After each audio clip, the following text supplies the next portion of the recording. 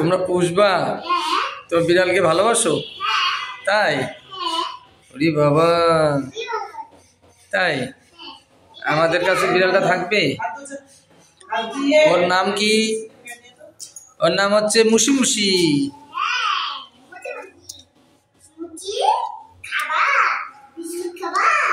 এটা কার যে বিড়াল আন্দাজি তো।